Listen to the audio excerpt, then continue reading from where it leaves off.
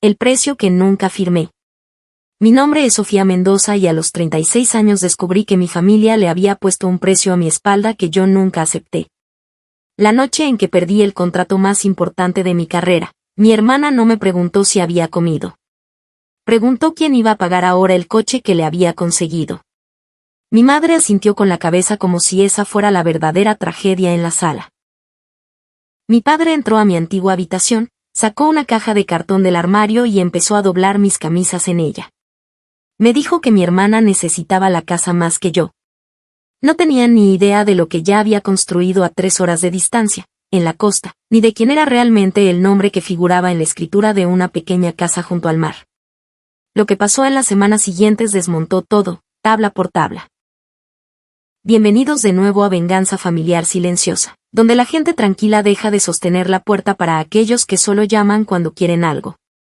Si alguna historia te ha hecho enderezar la espalda, quédate conmigo, deja un comentario y asegúrate de suscribirte.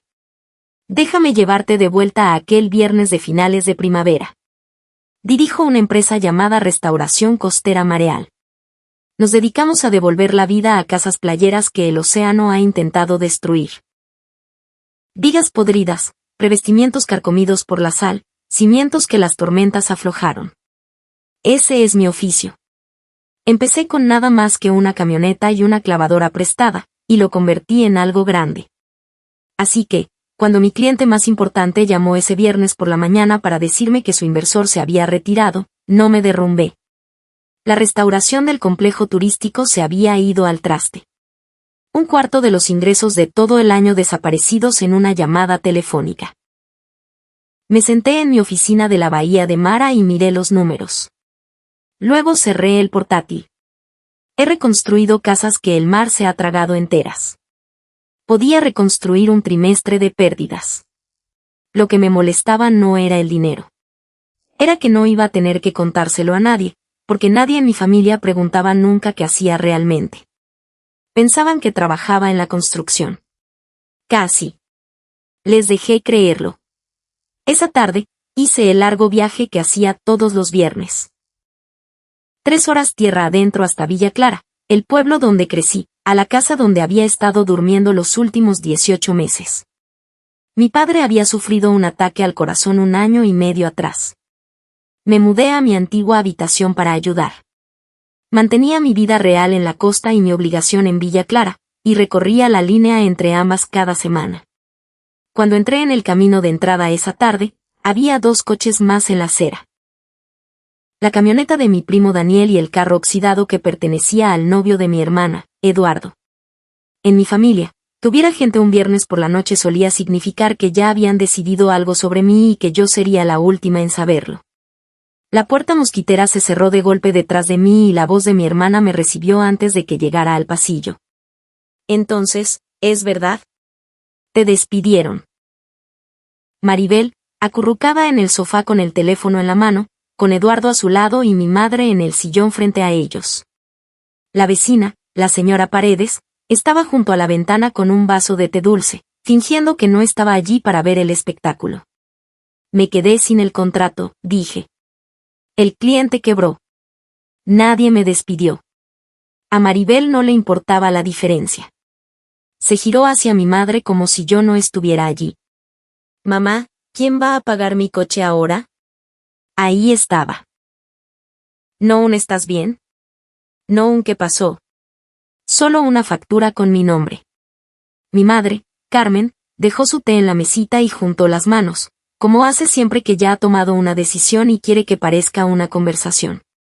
Ahora, Sofía, no te pongas nerviosa. Lo resolveremos. Siempre lo resuelves todo. Eduardo sonrió con desdén mirando su teléfono. Daniel, en la entrada de la cocina, me lanzó una mirada que aún no podía descifrar. Algo parecido a una advertencia. ¿Cómo sabíais ya que me habían despedido? Pregunté. Maribel se encogió de hombros. El primo de Eduardo trabaja en el almacén. Las noticias vuelan. Así que lo sabían desde hacía horas.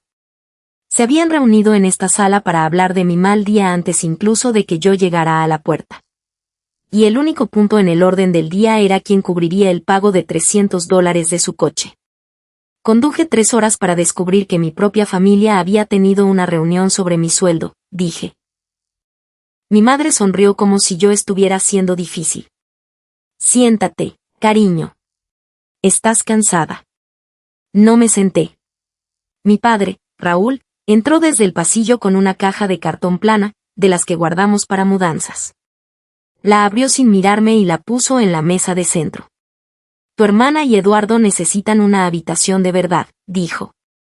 Están hablando de casarse. Tiene sentido que se queden con la tuya. Entonces mi madre soltó la frase que claramente había ensayado. Tu hermana necesita esta casa más que tú, Sofía. Lo dijo con suavidad, lo que lo hizo peor. Maribel ni siquiera levantó la vista. La señora Paredes encontró algo fascinante en su té. Mi padre entró en mi habitación y le seguí, viéndole doblar mis camisas de trabajo en esa caja. Las mismas manos que me enseñaron a usar un martillo, ahora empaquetándome fuera de la casa que yo había estado manteniendo. ¿De verdad estás haciendo esto? Pregunté. Tú siempre has caído de pie. Dijo mi padre. Mi madre llamó desde el salón. Como si eso lo resolviera todo. Y ahí estaba. El lema familiar, Sofía cae de pie, así que nadie tiene que atraparla. Miré la caja. El viejo costurero de mi abuela estaba encima. El que me regaló la abuela Marlene cuando tenía 12 años. Lo cogí y lo sostuve. Luego metí la mano en el bolsillo de mi chaqueta y sentí el peso frío de un llavero que nunca había explicado a nadie en esa casa. Tampoco lo expliqué entonces. No me estás echando. Dije en voz baja. Estoy eligiendo la puerta. Mi padre me miró por fin, por un segundo, algo brilló en sus ojos. Luego mi madre dijo. No seas dramática. Y él volvió a doblar ropa. Cogí la caja yo misma. Salí antes de que nadie pudiera abrirme la puerta y la cerré detrás de mí por mi propia mano. Conduje las 3 horas de vuelta a la costa esa misma noche, con la caja traqueteando en el asiento trasero. No lloré. Estaba demasiado ocupada haciendo cálculos. Cuando el camino se volvió aire salado y las luces de la bahía de Mara aparecieron tras las dunas, ya había decidido cómo iba a ser el próximo mes. Mi apartamento estaba encima de una tienda de cebo, a 2 calles del agua. Mi oficina era una antigua casa de botes reconvertida, a 1 milla de distancia, con mi nombre en un cartel que pagué yo misma. Esta era mi vida real, la que mi familia nunca se molestó en visitar. Mi socia, Renata Valdés, seguía en la oficina a las 10 de la noche, como siempre cuando un contrato se caía y había que buscar soluciones. Me miró con la caja en la mano y dejó su café. Por fin dejaste esa casa, dijo. Ellos me dejaron a mí, le contesté. Solo dejé de discutirlo. Renata me había estado diciendo durante un año que me alejara de Villa Clara. Me había visto enviar dinero, cubrir facturas, conducir esa autopista cada fin de semana, y me había visto volver más vacía cada vez. Bien, dijo. Entonces, ¿qué quieres hacer al respecto? No respondí de inmediato. Dejé la caja en mi escritorio y la miré. Encima, debajo del costurero, había una carpeta que guardaba bajo llave en casa y llevaba de un lado a otro como un secreto. Renata me vio mirarla. ¿Es el momento? Preguntó. Todavía no estaba segura. Pero, por primera vez en 18 meses, sentí que la cuerda que había estado tensando se aflojaba, como una soga que finalmente se suelta. Déjenme retroceder, porque la caja no salió de la nada. Hacía 18 meses, mi padre se había desplomado en el camino de entrada con un ataque al corazón. Recibí la llamada en una obra, conduje 3 horas sin parar, y realmente no me fui después de eso. Alguien tenía que encargarse de la casa mientras se recuperaba. Y en mi familia, alguien siempre he sido yo. Mi madre no trabajaba. Maribel iba de un trabajo a otro antes de que la despidieran. Así que me mudé a mi antigua habitación y asumí el peso. Puse al día los impuestos sobre la propiedad que se habían atrasado silenciosamente. Cubrí el vacío en el seguro de la casa. Y cuando Maribel quiso un coche más nuevo y su crédito no podía con él, mi madre me dio un bolígrafo y firmé como aval, porque un impago de ese préstamo arruinaría el crédito que necesitaba para dirigir mi propio negocio.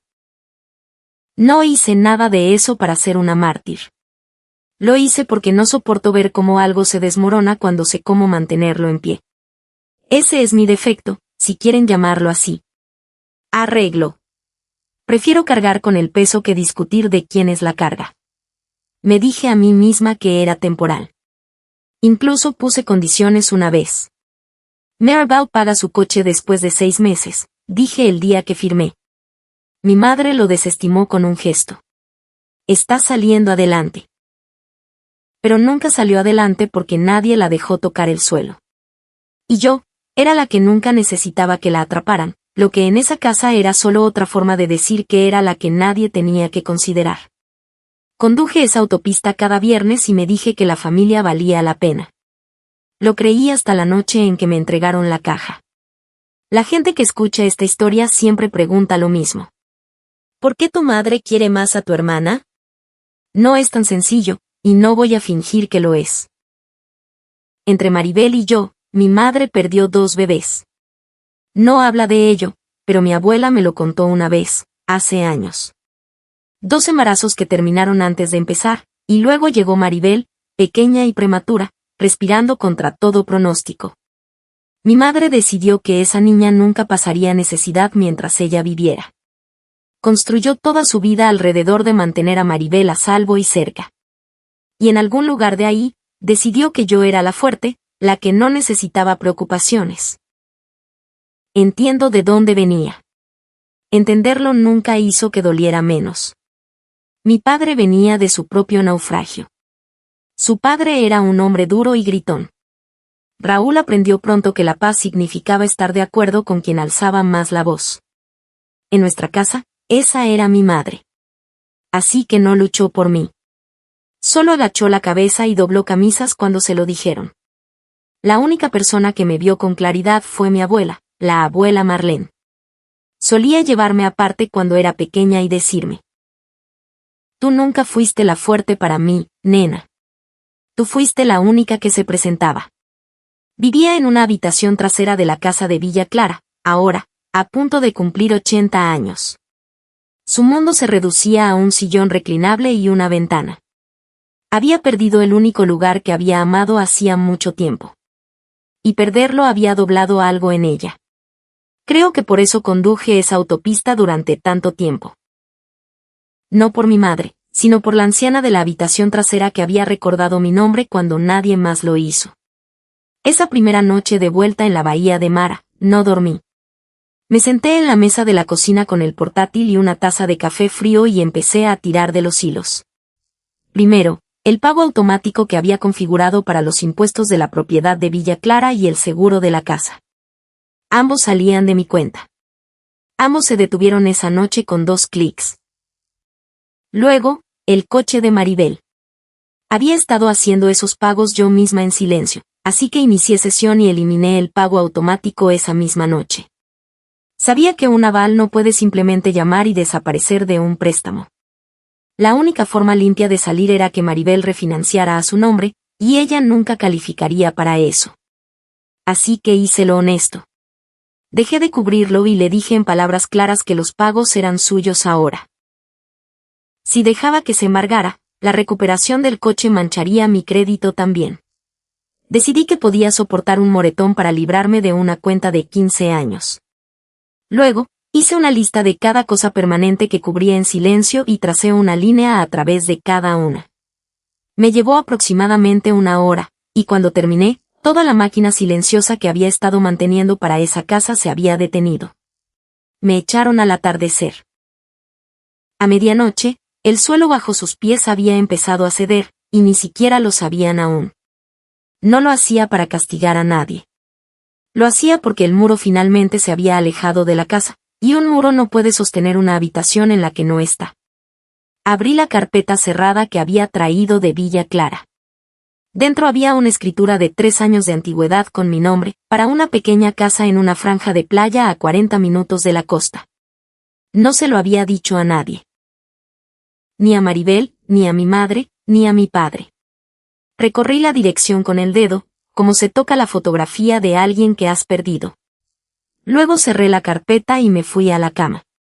Lo bueno de una casa es que no se derrumba de golpe. Primero, un pago se retrasa. Luego, llega un aviso. Luego, suena un teléfono en una cocina a 3 horas de distancia. Y una mujer que nunca leyó una factura en su vida se da cuenta de que no sabe realmente qué sostiene su techo. Quiero detenerme aquí un segundo. La gente sigue diciéndome que fui fría esa noche.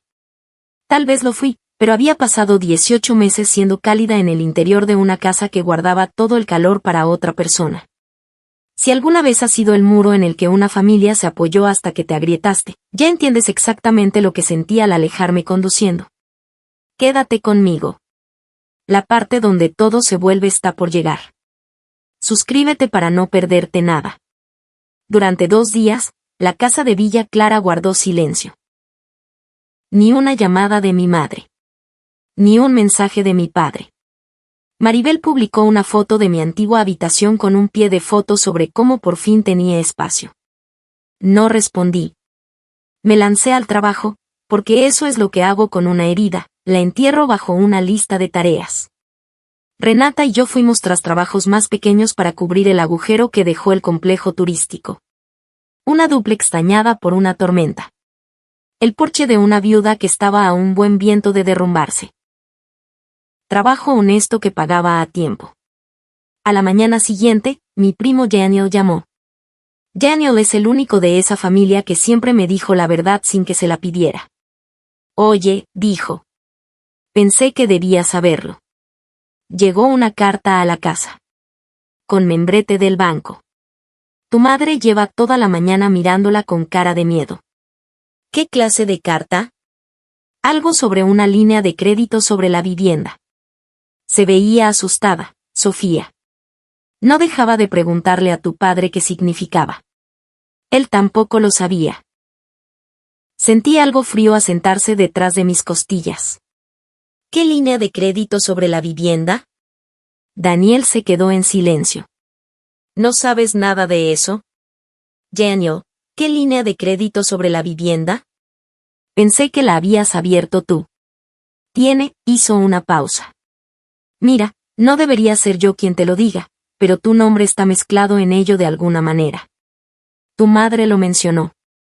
Le di las gracias y colgué, y me quedé muy quieta. Había una pieza de esto que aún no tenía, y tenía mi nombre en ella. Pronto descubriría que las personas que me echaron de esa casa habían estado apoyándose en mí silenciosamente de maneras que nunca acepté, en lugares donde nunca pensé mirar. Maribel llamó esa tarde. Casi dejó que sonara. Algún reflejo me hizo contestar, el viejo reflejo que todavía esperaba que alguien preguntara cómo estaba. Hola, dijo. Mira, mi seguro vence el lunes. ¿Puedes cubrirlo? Y mamá dice que el calentador de agua hace un ruido extraño, así que probablemente eso también. No, hola. No, ¿cómo estás? No, ninguna pregunta que no terminara en una cantidad de dinero. Maribel, dije. ¿Sabes dónde estoy ahora? No sé, ¿en la playa? Estoy a 3 horas de distancia y ya no estoy en tu nómina. Hubo una pausa. Podía oír a Eduardo en el fondo diciendo algo en voz baja. No seas así, dijo Maribel. Tú siempre te encargas de esto. Me encargaba porque nadie más lo hacía. Eso no es lo mismo que sea mi responsabilidad. Entonces, ¿vas a dejar que se lleven mi coche por qué? ¿Tus sentimientos? Casi me río. No soy tu banco, Maribel. Nunca se suponía que lo fuera. La voz de Eduardo se hizo más fuerte al fondo. Pregúntale por lo otro, dijo, y Maribel lo calló. Pero lo había oído. ¿Lo otro? ¿Qué otro? Pregunté. Nada, dijo Maribel demasiado rápido. Olvídalo. Colgó. Dejé el teléfono en el escritorio y lo miré durante un largo rato. Había un guión en esa familia, y yo había estado interpretando mi papel durante 15 años, la fiable, la cartera abierta, el muro. y ahora que me había salido del escenario, estaban confundidos de que las líneas ya no funcionaran. El problema era que alguien me había escrito en un papel que nunca leí, y Eduardo acababa de dejar la página al descubierto. Esa noche, envié el mensaje que debería haber enviado años antes.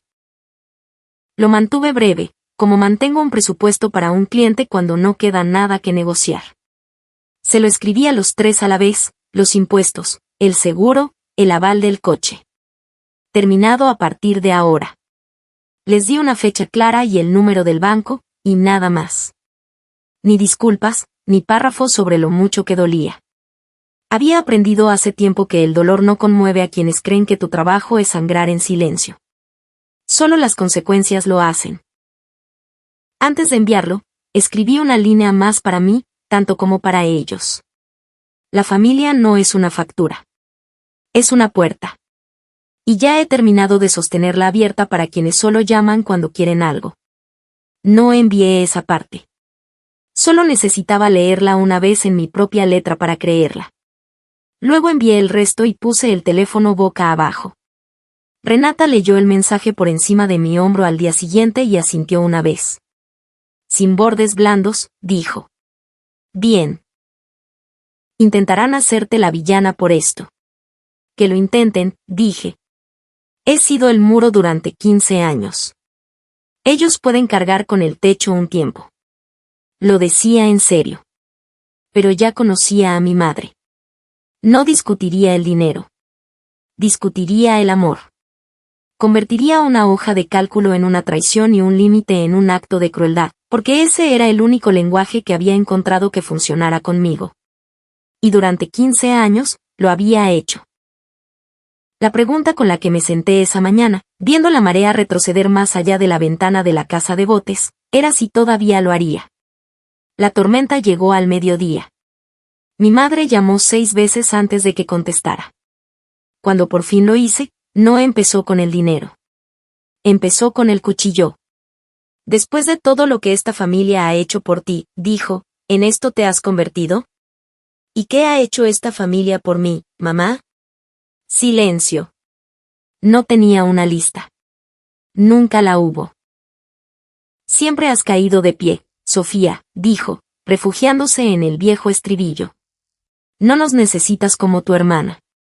¿Por qué le haces esto a ella? Ahí estaba otra vez. Esa frase que usaba como un martillo. La que convertía toda mi vida en una razón para ignorarme. No le estoy haciendo nada a Maribel, dije. Dejé de hacer cosas por ella. Eso no es lo mismo. Podría perder su coche. Entonces que haga sus pagos como los adultos. La voz de mi madre se quebró justo a tiempo. Las lágrimas que podía conjurar como quien abre un grifo. Perdí 2 bebés, Sofía. No entiendes lo que es casi perder a un hijo. Era la única verdad que había dicho, y la usaba como un arma, como siempre. Lo entiendo, mamá, dije en voz baja. Lo he entendido toda mi vida. Por eso recorrí esa autopista durante 18 meses. Pero el dolor no es una factura que deba pagar para siempre. Volvió a quedarse en silencio. Luego dijo algo que me dijo exactamente hacia dónde se dirigía esto. Entonces celebraremos el cumpleaños de tu abuela sin ti. El 80 cumpleaños de la abuela Marlene. Toda la familia lo estaba planeando. Y mi madre acababa de convertirlo en un campo de batalla. Colgué y me senté allí, y un plan que había tenido miedo de hacer durante 3 años empezó a tomar forma muy silenciosamente. Volví a Villa Clara 2 días después, pero no por mi madre. Entré por la puerta lateral, la que se abría cerca de la habitación trasera, para no tener que pasar por el salón. La abuela Marlene estaba en su sillón junto a la ventana, con una colcha sobre las rodillas, más pequeña que la última vez que la vi. Su rostro se iluminó al verme entrar, como siempre, como si yo fuera el único clima que le importaba. Ahí está mi niña, dijo. Acercé una silla y tomé su mano. Su piel era fina como el papel. Hablamos de cosas pequeñas, los pájaros en su comedero, un programa que le gustaba. Luego se quedó callada y miró por la ventana el gris cielo de Villa Clara. 80 años, dijo. ¿Puedes creerlo? ¿Qué quieres para tu cumpleaños? Pregunté. Sonrió, pero era una sonrisa triste. Tuve una buena casa en toda mi vida, dijo. En la orilla del agua. Tu abuelo y yo la compramos el año que nos casamos. La perdimos cuando llegaron los malos años. Me lo había contado antes, pero nunca como un deseo. El mar se llevó todo lo demás, menos ese porche. Solía ver el atardecer desde ese porche y pensar, esto es mío. Nadie puede quitármelo. Apretó mi mano. Es curioso lo que uno recuerda al final. No le dije lo que sabía. Todavía no. Solo me senté con ella hasta que la luz cambió. Y en el viaje de vuelta a la costa, hice una llamada a mi abogada sobre un documento que había estado considerando durante 3 años y que nunca había tenido el valor de redactar. La casa que perdió la abuela Marlene es la casa que yo compré de vuelta. Nunca se lo dije. Hace 3 años, salió a subasta del condado, medio arruinada, el porche hundido en la arena, y vacié mis ahorros y la compré. En el 3er año, finalmente llegué a los huesos del lugar. Las paredes interiores originales que nadie había abierto desde que mis abuelos la construyeron. Cada propietario después de ellos solo había hecho trabajos superficiales, pintura y accesorios baratos, las cosas fáciles. Ninguno de ellos había entrado nunca en la estructura.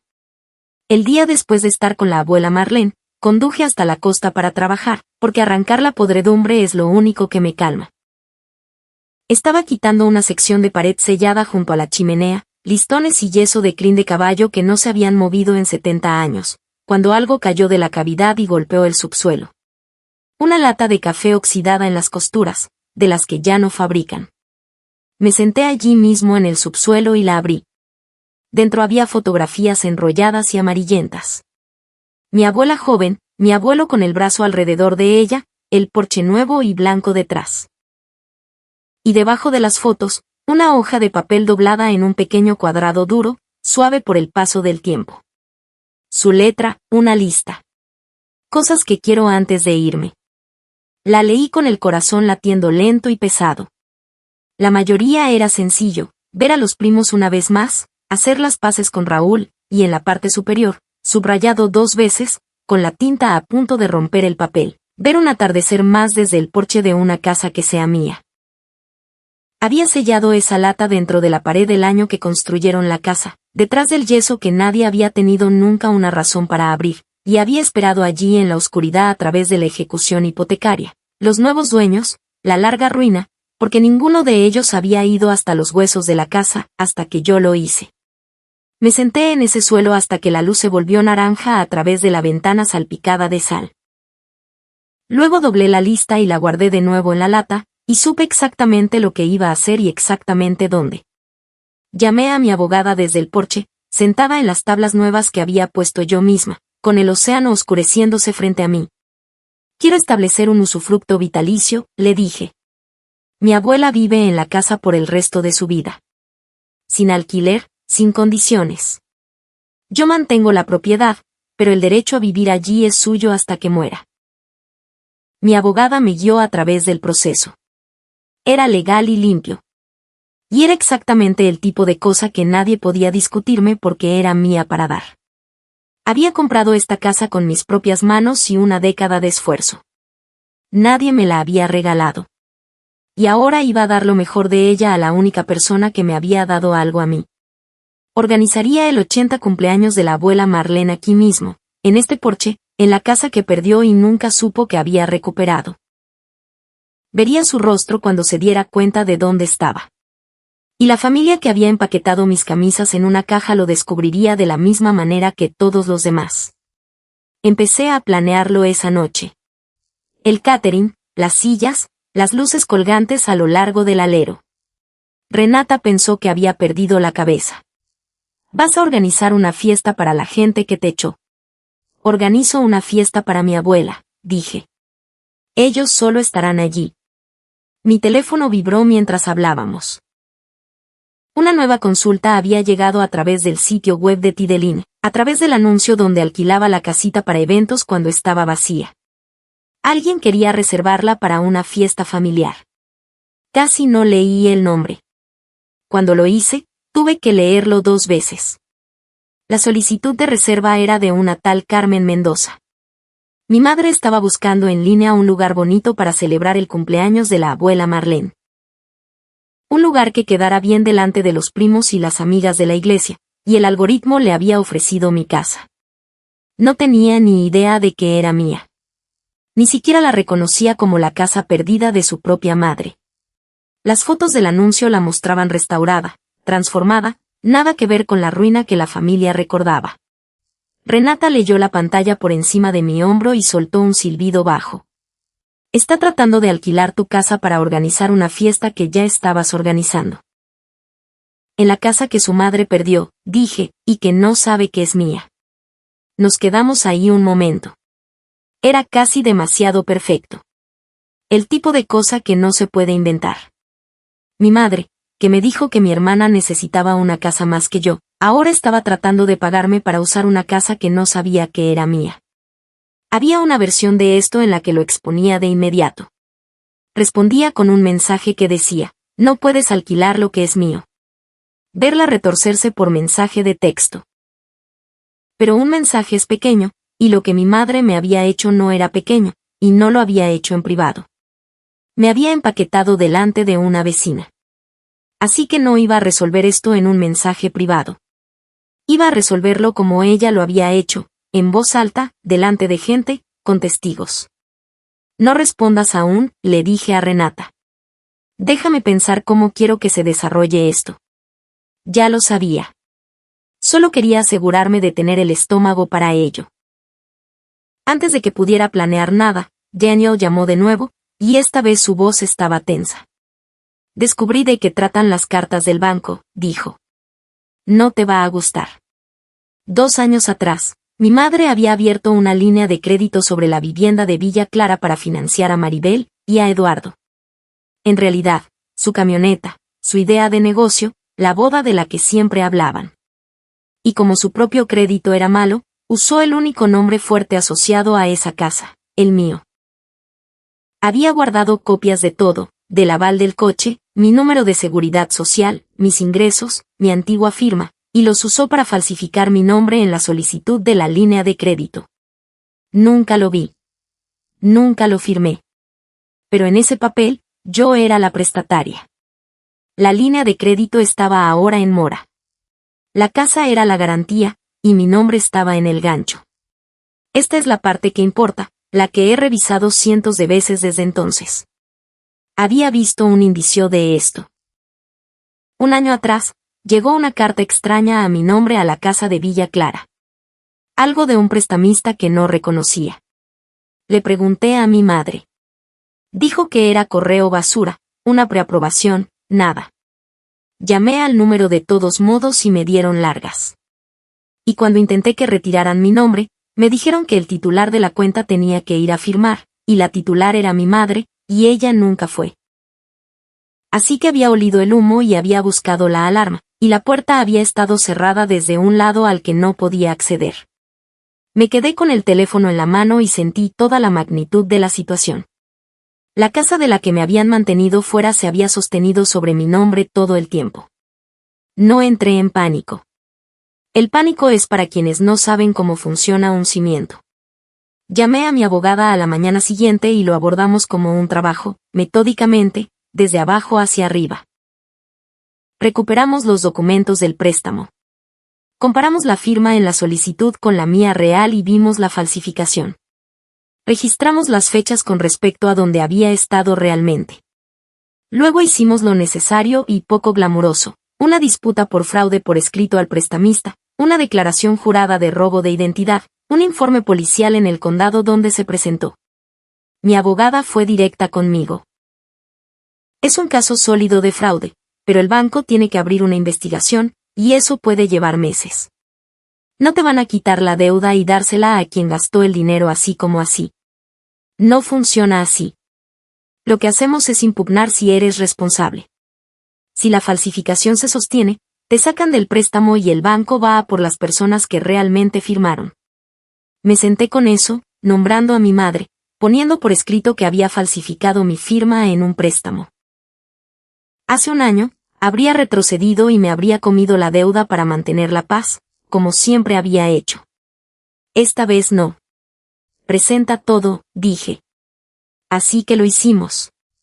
Fue un trabajo lento, cuidadoso e incierto. El único tipo de lucha en el que confío, porque no se puede rebatir con lágrimas. Mi madre recibiría una carta diferente pronto, una que decía que la cuenta estaba bajo investigación por fraude, y que la hija a la que había echado ya no la estaba cargando en silencio. No me regodeé. Solo presenté cada documento y dormí bien. Hay una satisfacción particular en arreglar lo correcto por una vez, en lugar de lo que todos esperan que arregles. Luego hice mi movimiento con la fiesta. Hice que Renata respondiera a la consulta de reserva de mi madre desde la cuenta de Tideline, usando el nombre de la empresa, sin que mi nombre apareciera en ningún lado. La casita estaba disponible para su fecha. El mensaje decía que la coordinadora del evento se encargaría de los detalles. Mi madre, encantada de haber encontrado un lugar que se veía bien en las fotos, pagó el depósito sin mirar 2 veces. Nunca preguntó quién era el dueño. La gente como mi madre no pregunta quién sostiene algo. Simplemente disfrutan estar sobre ello. Así que ahora la familia venía a la costa, a mi casa, para celebrar el cumpleaños de la abuela Marlene, y ninguno de ellos sabía de quién era el porche en el que estarían.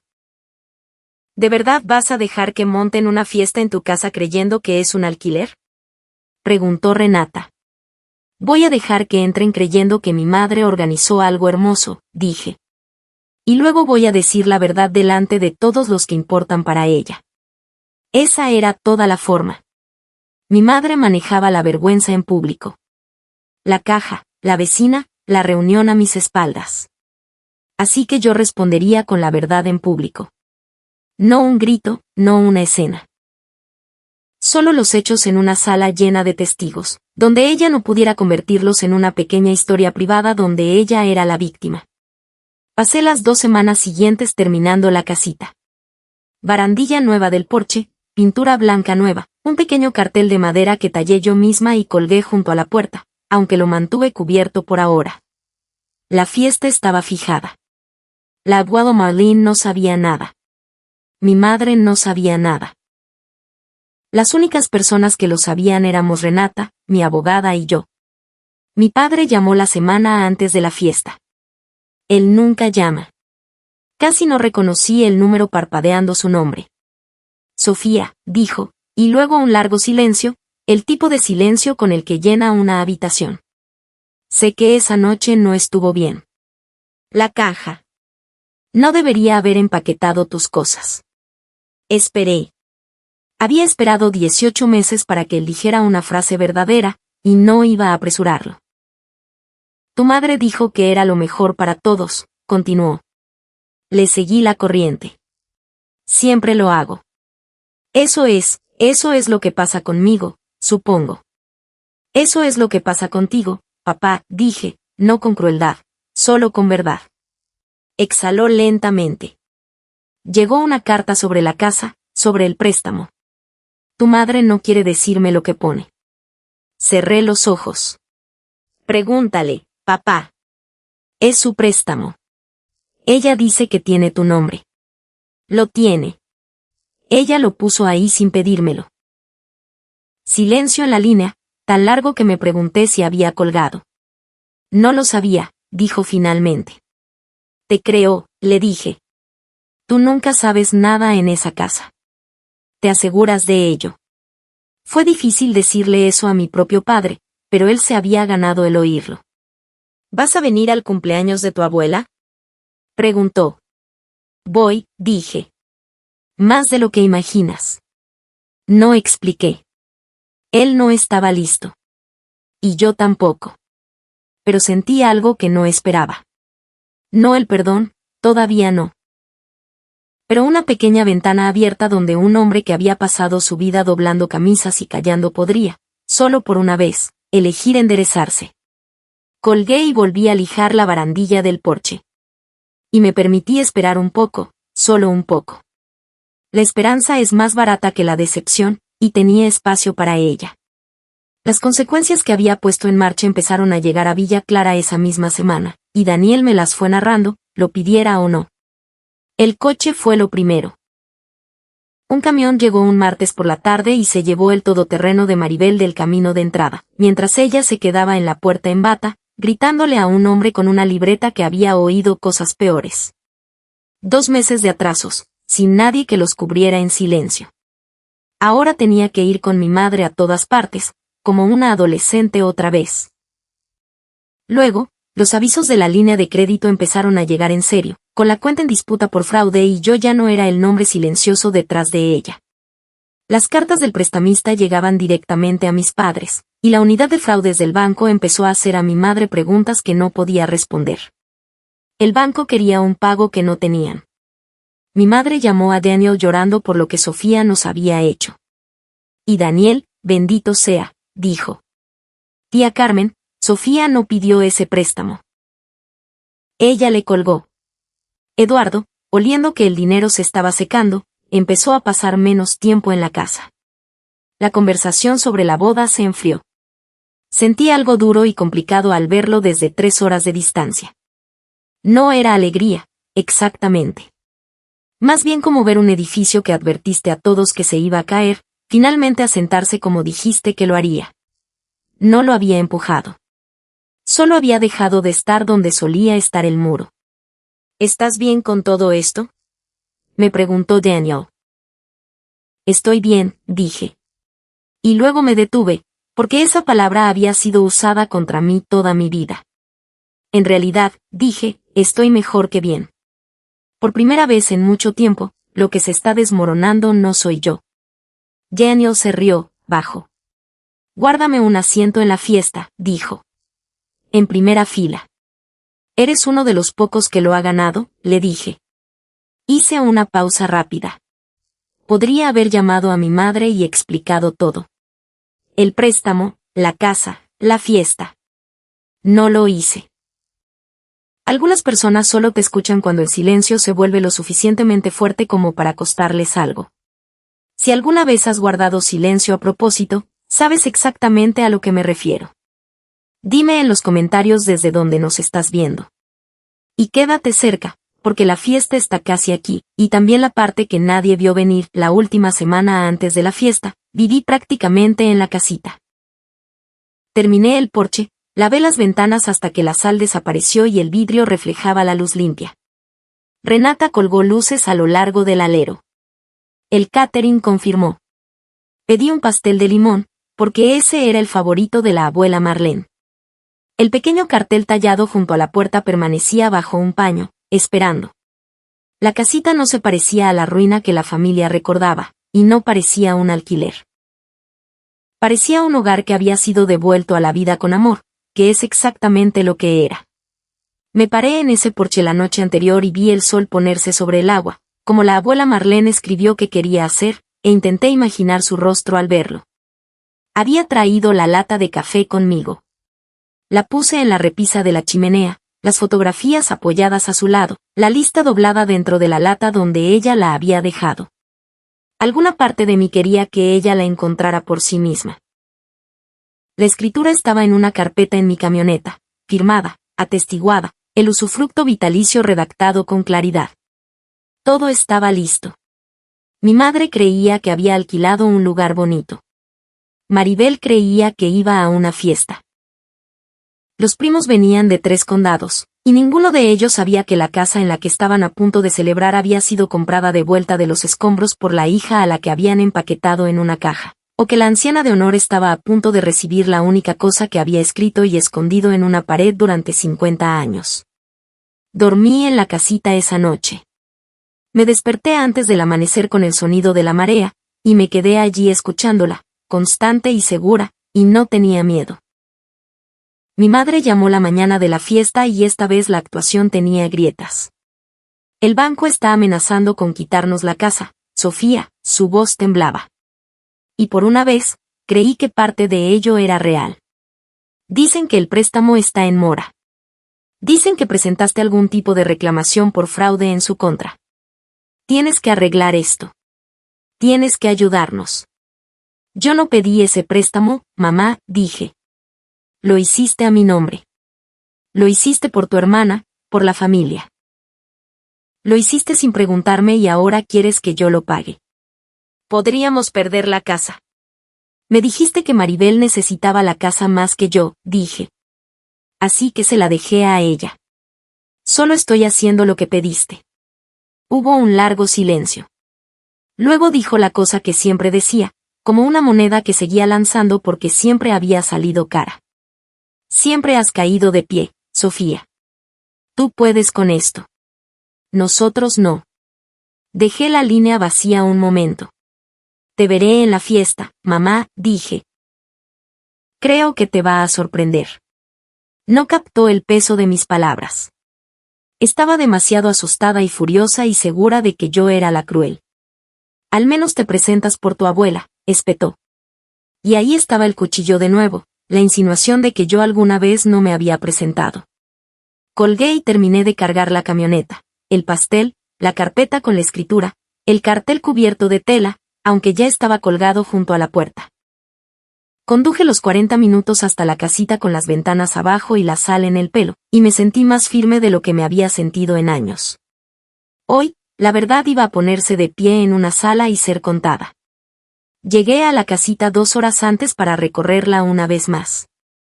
Los camareros estaban poniendo mesas en el césped que bajaba hacia las dunas. Las luces esperaban la oscuridad. Dentro, la fotografía estaba en la repisa junto a la lata. Revisé la escritura en su carpeta, el usufructo vitalicio sujeto detrás, el nombre completo de mi abuela escrito con claridad en la parte superior. Renata me encontró en el porche. ¿Segura de hacer esto delante de todos?, preguntó. Podrían ponerlo feo.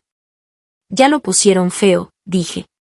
En una sala de estar, delante de una vecina, con una caja de cartón. Solo estoy respondiendo en la misma sala donde empezaron la conversación. Ella asintió lentamente. ¿Cuál es el plan? Sin plan, sin discurso. Dejo que mi madre haga lo que hace. Se atribuirá el mérito de la casa. Actuará para los primos. Y cuando esté en medio de todo, segura de sí misma, les contaré la verdad. Luego le daré a la abuela Marlene el porche. Renata me estudió. La familia descubre que son invitados. No dueños, no herederos, dije. Invitados hoy, porque la abuela Marlene los quiere y es su día. Pero la puerta que he estado sosteniendo abierta con mi propia espalda durante 15 años. Esa se cierra. No estaba enfadada al decirlo. Esa es la parte que la gente nunca cree. No estaba temblando. No estaba ensayando frases cortantes. Estaba tranquila como lo está la marea. Como lo está una cosa cuando sabe que va a suceder, sin importar lo que se interponga en su camino. Los coches empezaron a llegar pasadas las 4.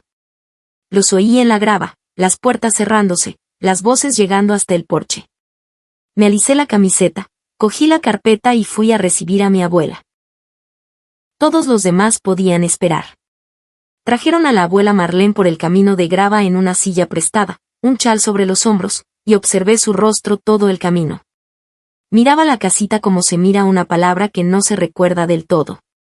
Entonces el porche apareció en toda su vista. La barandilla blanca, las luces, las ventanas limpias y brillantes. Y ella se detuvo. Su mano subió a su boca. Raúl, dijo a mi padre, que empujaba la silla. Raúl, esto es, no pudo terminar. Esta es mi casa. Los primos siguieron moviéndose hacia la comida, sin entender. Pero mi padre se quedó quieto. Sabía, él había crecido visitando este porche. Miró la casa, y luego lentamente me miró a mí, de pie en lo alto de los escalones, y algo cruzó su rostro que nunca había visto allí antes. Mi madre llegó por el camino con su buen vestido, ya sonriendo para los primos, ya la anfitriona. ¿No es precioso, mamá?, dijo en voz alta para que todos la oyeran. Lo encontré para ti. Quería que tuvieras un lugar hermoso. La abuela Marlene no la escuchaba. Miraba el porche, el cartel tallado junto a la puerta que había colgado esa mañana y finalmente descubierto. El porche de Marlene, su propio nombre en cedro, con un aspecto envejecido como si siempre hubiera estado allí. ¿Quién hizo esto? susurró. ¿Quién trajo mi casa de vuelta?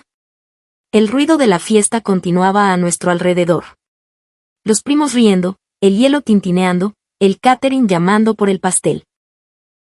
Pero en ese pequeño rincón del porche, 3 personas estaban congeladas, mi abuela con la mano sobre la boca, mi padre pálido, y mi madre empezando finalmente a percibir que el guión en su cabeza y la sala en la que estaban no eran el mismo lugar. Mamá, dijo mi madre, ahora insegura. La alquilé para ti.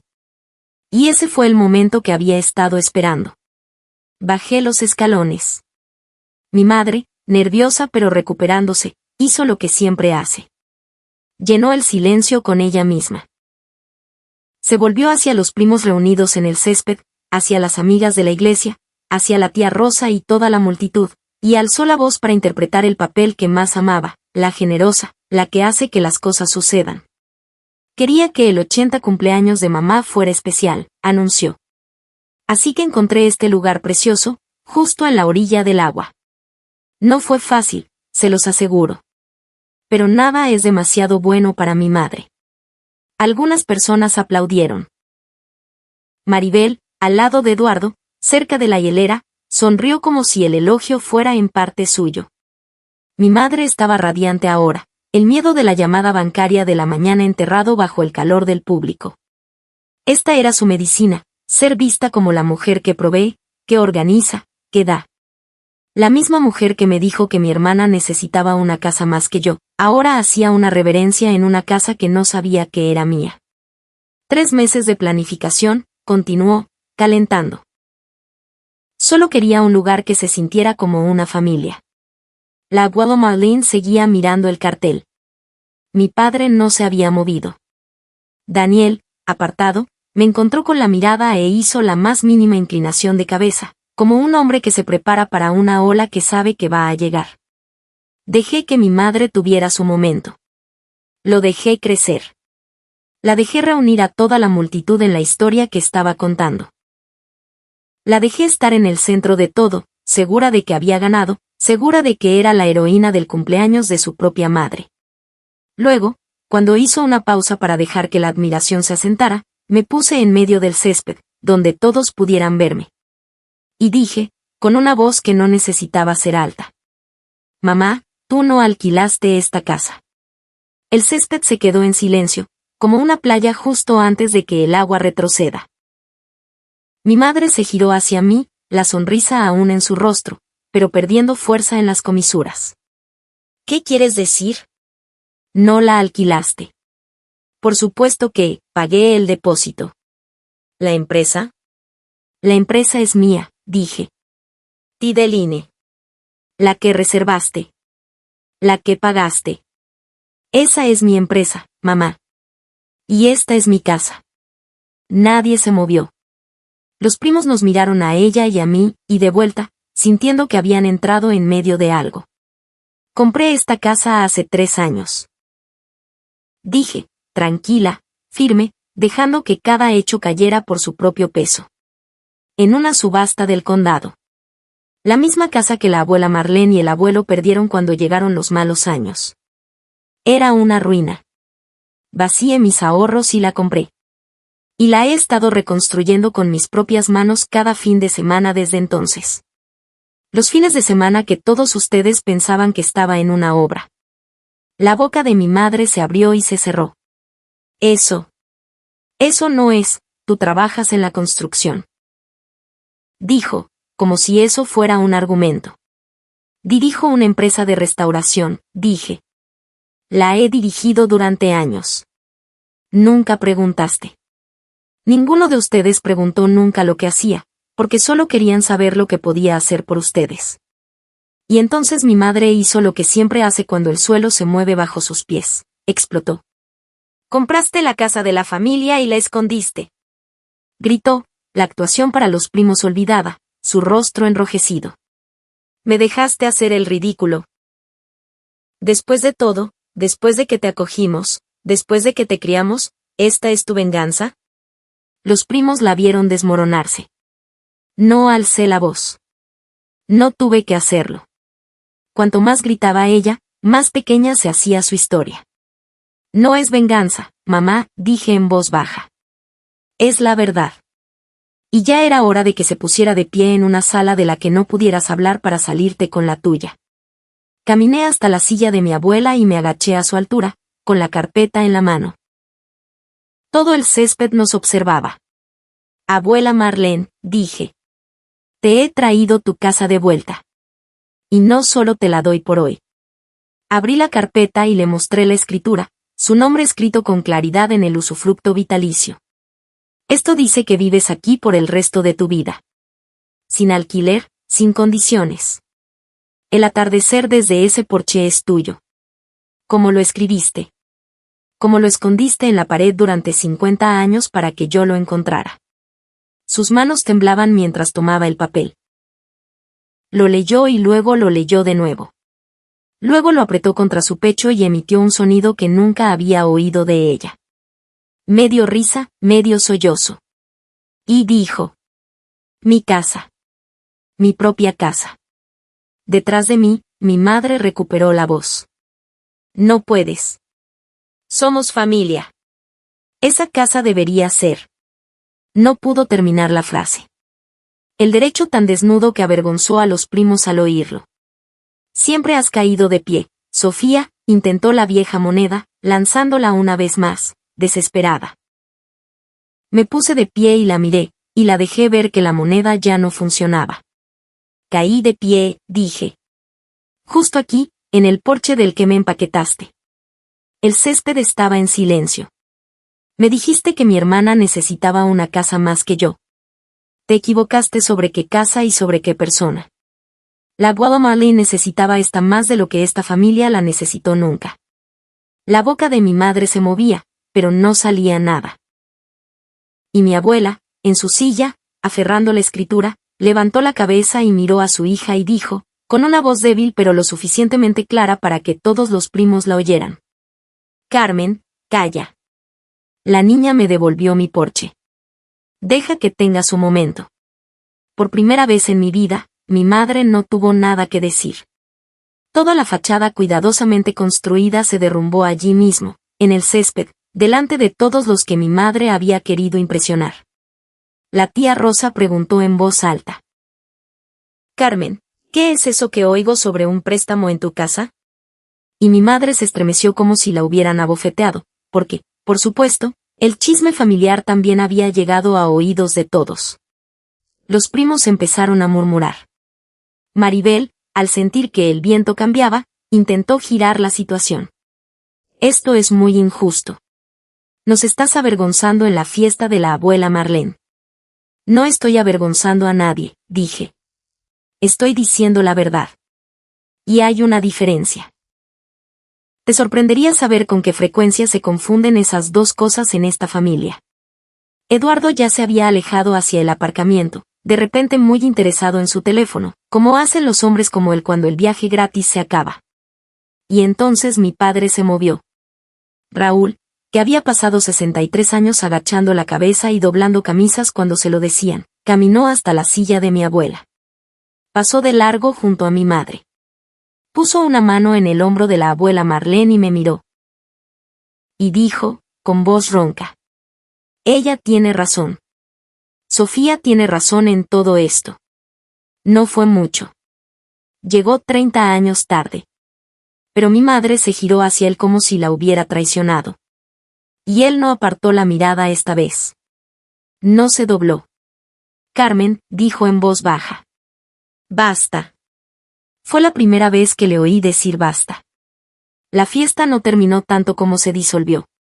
Los primos, sin saber a dónde mirar, se fueron acercando al pastel. La tía Rosa empezó a hacer a mi madre preguntas directas que no podía responder. Y yo me quedé al lado de la silla de mi abuela, con la mano de mi padre cerca de la mía en el respaldo, y los tres miramos el agua mientras detrás de nosotros, la familia que había sostenido durante 15 años se desmoronaba silenciosamente bajo su propio peso. La multitud se fue dispersando al atardecer. Los primos se fueron en grupos de 2 o 3, algunos deteniéndose para apretarme la mano de camino a sus coches. Algunos miraban a mi madre de manera diferente a como lo habían hecho al llegar. Maribel se fue con Eduardo, pero volvió 10 minutos después porque él se había ido sin ella.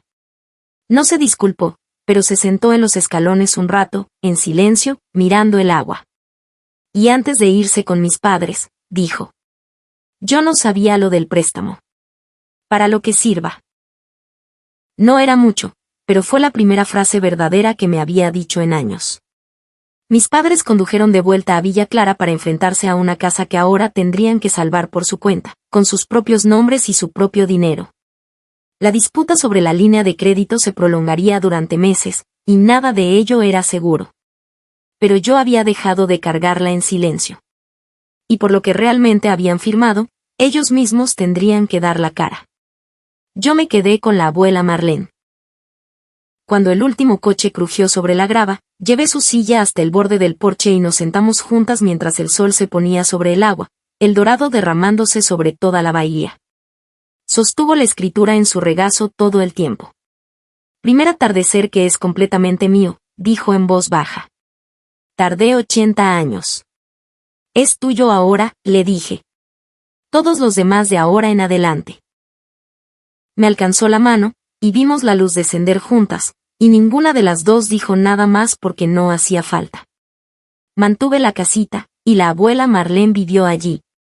Conducía hasta allá la mayoría de los fines de semana, como solía hacer hacia Villa Clara. Excepto que ahora la autopista me llevaba hacia alguien que se alegraba de verme, en lugar de hacia alguien que necesitaba algo de mí. Mareal se recuperó. Conseguimos 2 nuevos contratos para el otoño y el agujero que dejó el complejo turístico se llenó. Tabla por tabla, como se llenan los agujeros cuando sigues trabajando. Mi madre y yo no hablamos durante mucho tiempo. No cerré esa puerta de golpe. Simplemente dejé de sostenerla abierta con mi espalda. Mi padre llamaba a veces, llamadas breves y cuidadosas. Y una vez condujo hasta la costa solo y se sentó en el porche con la abuela Marlene y conmigo, y no dijo mucho, lo que para él era todo un discurso. La gente todavía me pregunta si me siento culpable por haber cortado los lazos con mi familia. Les digo lo que finalmente entendí. La familia no es una factura que debes pagar para siempre. Es una puerta. Y ya he terminado de sostenerla abierta para quienes solo llaman cuando quieren algo. A los que llaman porque te quieren, siempre los dejarás entrar. El resto puede aprender a cargar con su propio techo. Pasé 15 años siendo el muro.